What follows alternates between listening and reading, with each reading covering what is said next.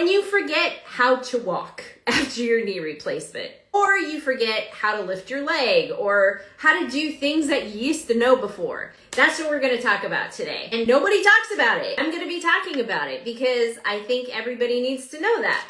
Especially when you're undergoing a knee replacement. You need to know these things. I don't want you to get caught off guard. I believe that you have this abundant gift that you need to give the world. And if you're going to stop that because of your knee, we're going to get you started. This is something that affected me, and I want to help encourage you through this. I am not a medical professional. I've had no medical training whatsoever. So this isn't about the science. It's about how to work through those scary moments and why it happens. Do you remember the movie A Bug's Life? It's a Pixar film. I think it's Disney too, but it's this tale of these insects, okay?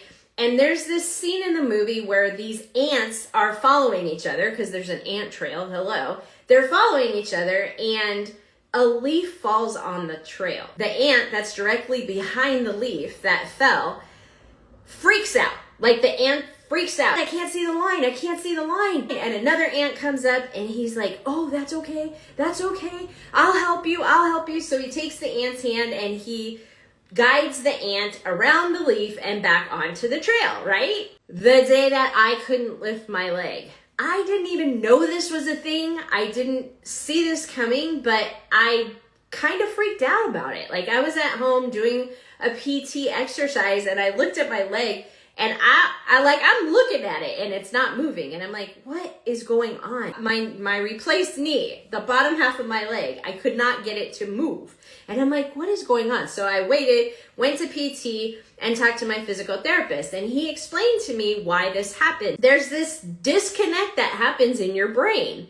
Like the way that your body functioned before, your brain doesn't see it the same anymore. And there's science behind this. Like it's a neural pathway, okay? That's all I'm going to say about that because that's some sciencey stuff that I don't do, okay? That's not my function. My function is to tell you that this exists. It is fascinating, but the way you can think about that is the leaf. You go to sleep, they take your knee out, and when you wake up, your brain sees the leaf. For me, that was very helpful to know, first of all, because I was like, oh, okay. So we just gotta find the path again, right? We just need somebody to show us the path again. My PT put my leg up on a pillow. The bottom half of my leg was not supported. He said, lift your foot and push your knee down. When he said lift your foot, he actually lifted the bottom of my ankle. And he got it to raise. And I was like, oh, okay. So that clicked. And he goes, okay, do it again. And we did that several times. He lifted, he told me, contract your quad. He lifted it and boom, I was able to get it. That's what it takes. Your brain just needs to make the connection. It needs to see how you're doing it. From that time on, I could lift my leg. I saw somebody in a group say that she forgot how to walk. I couldn't help but smile because I know what that's like. But then it occurred to me that some people might not know what this is like and really might freak out about this. And I'm here to tell you, please don't freak out because the leaf can be lifted and there is a pathway that you can find. The same kind of problem presented itself when I was at PT one day. My PT asked me to kneel down. So I knelt down on my non-replaced knee. He said, kneel down, put that knee on the mat and keep your other leg at 90 degrees. And then he said, without using your hands, get up. I was blank. I had no idea how to get myself up without using my hands to push myself off the mat. I was frustrated as all can get out because I thought, oh my gosh, I have no muscle in my leg. It took him to lift the leaf and show me that all I needed to do was rock back on that foot and push up with my surgical leg from my heel, and I was able to lift myself up without using my hands. I was blown away. It was the same thing. It's the disconnect. It's just a disconnect. It's just the leaf laying over the path that it knew how to do. Just know that the leaf just needs to be lifted, and you have your trusty medical team that's going to help you lift the leaf. Now's a really good time to talk about pain science because If you don't know about pain science, go to the Googles.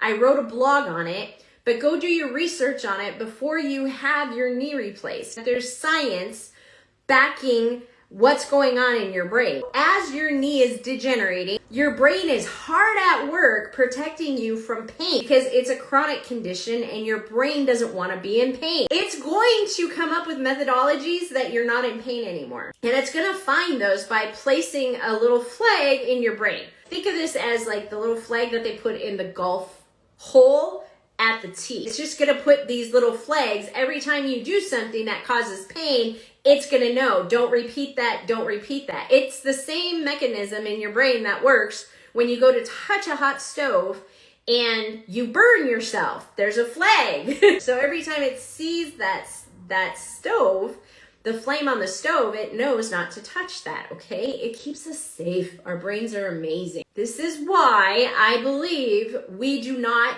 remember how to lift our legs, how to walk, how to do things that we did before surgery. All of those flags that our brain is so efficiently placing, it needs to undo. When you have a new knee, you get to learn how to do these things again. So don't see it as a, oh my gosh, I forgot, there's something wrong with me. Think of it like, oh my gosh, I need to find the person to help me remove the leaf. If you're in a place where you're panicking because you can't do certain things or you feel like you haven't been able to regain certain things, please understand that there's an orderly sequence to healing. There's an orderly sequence that things need to happen and it will come. Replacing my knees was the best thing that I ever did.